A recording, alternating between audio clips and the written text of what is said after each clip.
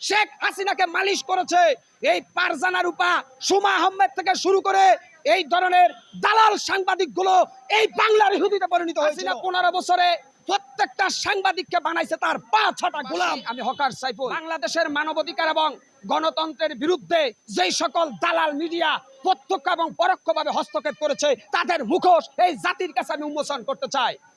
প্রিয় সাংবাদিক বন্ধুগণ, আমরা জানি সাংবাদিকতা হচ্ছে জাতির বিবেক। এই শৃঙ্খল থেকে আপনাদেরকে বের হয়ে আসতে হবে জাতি এবং দেশের কল্যাণে।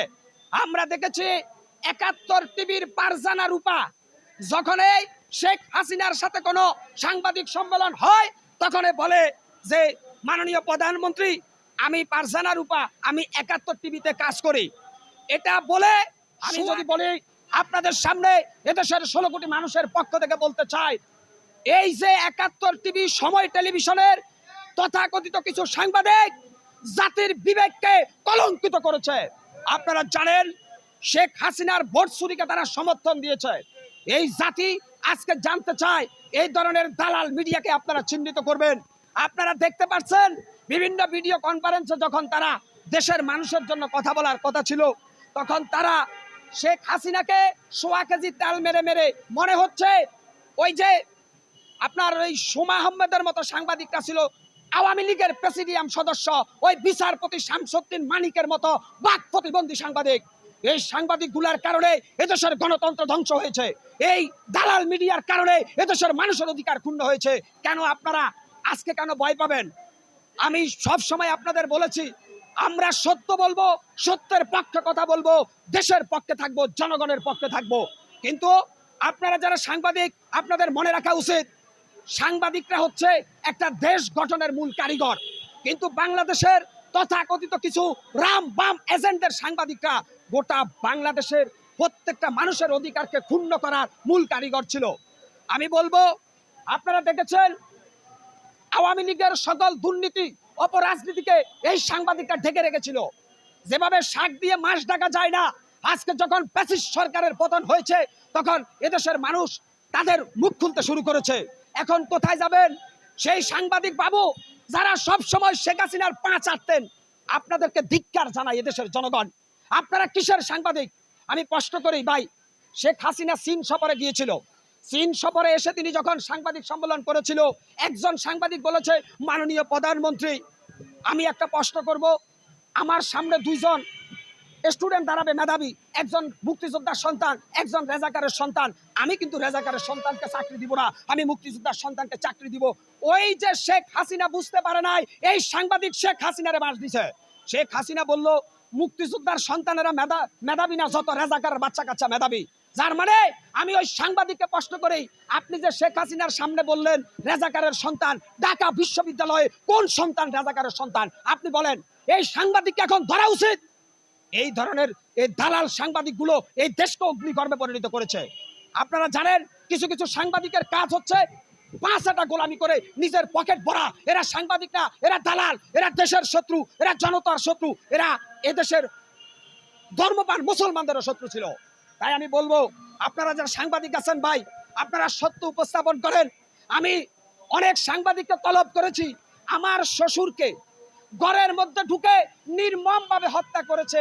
আমি এখন পর্যন্ত জাতীয় টেলিভিশনের কোনো সাংবাদিকের সাক্ষাৎ পাচ্ছি না। এটা কেমন সাংবাদিকতা? আপনারা সাংবাদিক জনগণের দুঃখ দুর্দশার চিত্র আপনারা সরকারের কাছে তুলে ধরবেন, আপনারা সেটা না করে আপনারা চুপ করে থাকেন কেন? তাহলে বাদ দেন এই সাংবাদিকতা মিয়া। আপনারা সাংবাদিক নামের কলঙ্ক মিয়া। সাংবাদিকরা থাকবে সব সময় ন্যায় নীতিতে আদর্শবান, বিশ্বাসী, ইস্পাত পাথরের মতো।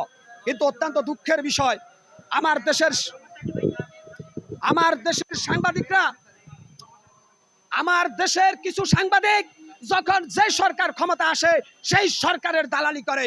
আমি আপনাদেরকে উদাত্তভাবে আহ্বান করব, মনে রাখবেন ক্ষমতার চেয়ার আর কারাগার পাশাপাশি। সাংবাদিক বন্ধুগণ, আপনাদেরকে মনে রাখতে হবে এদেশের জনগণ আপনাদের পক্ষে তখনই থাকবে যখন আপনারা এই দেশের জনগণের দুঃখ দুর্দশার চিত্র জাতীয় পর্যায়ে, আন্তর্জাতিক পর্যায়ে তুলে ধরবেন। সেটা না করে আমরা দেখেছি বিগত দিনে আপনারা কিছু সাংবাদিক, সবাই না, সব সাংবাদিক তো খারাপ না ভাই। এই যে আমি বললাম না আপনাদেরকে 71 টিভি, সময় টিভি, ইন্ডিপেন্ডেন্ট নিউজের তথাকথিত কিছু সাংবাদিক ছিল, এগুলা ছিল শেখ হাসিনার টাকার কেনায় গোলাম। এরা সাংবাদিক না ভাই। এদের কারণে এদেশের মানুষ ভোটের অধিকার হারিয়েছে, এদের কারণে এদেশের মানুষের বাক স্বাধীনতা হরণ হয়েছে। অত্যন্ত লজ্জা লাগে, অত্যন্ত দুঃখ লাগে। এই সাংবাদিকগুলো সকাল সন্ধ্যা শেখ হাসিনারে প্রণাম করতো। এই ভাই, এটা কিসের সাংবাদিকতা? আপনি সাংবাদিক, সেটা এমপি হোক, মন্ত্রী হোক, প্রধানমন্ত্রী হোক, আপনি সত্যের পক্ষে কথা বলবেন, আপনি দুর্নীতির বিরুদ্ধে কথা বলবেন, আপনি অপরাজনীতির বিরুদ্ধে কথা বলবেন। সেটা না করে এরা শেখ হাসিনার সাথে এরা এমন ভাবে কথা বলে যেন এক একটা সাংবাদিক আওয়ামী লীগের এক একটা প্রেসিডিয়াম সদস্যের ভূমিকায় অবতীর্ণ হয়েছে। আজকে চুপ থাকতে পারি না ভাই। সময় টিভি যখন গণ অভ্যুত্থান হয়েছে, ছাত্র জনতার রক্তে যখন রাজপথ রঞ্জিত, তখন সময় টিভি নজিরবিহীন ভাবে শেখ হাসিনার দালালিতে ব্যস্ত ছিল। যখন এদেশের মানুষ তাদের অধিকার আদায়ের আন্দোলনে রাজপথে ঝাঁপিয়ে পড়েছিল, তখন ৭১ টিভির তথাকথিত সাংবাদিকরা শেখ হাসিনার দালালি করে দেশকে ধ্বংসের দ্বার প্রান্তে নিয়ে গেছে। অত্যন্ত দুঃখ লাগে। ৭১ টিভি, বিশেষ করে সময় টিভির মালিককে আমি বলবো, ভাই, যদি আপনি স্বাধীন নিরপেক্ষভাবে সাংবাদিকতা করতে না পারেন, আপনার চ্যানেল বন্ধ হয়ে যাবে। এটা আজকে জনতার দাবি। এটা কিসের সাংবাদিকতা? আজকে দেশের মানুষ বাক স্বাধীনতা হারিয়েছে দালাল সাংবাদিকদের কারণে।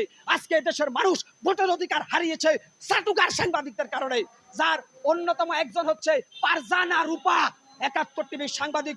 এই ফারজানা রূপাকে রিমান্ডে নিয়ে পিটানো দরকার। কিসের সাংবাদিক? এই সাংবাদিকদেরকে আমি ধিক্কার জানাই এবং বাংলাদেশের ১৮ কোটি মানুষ দালাল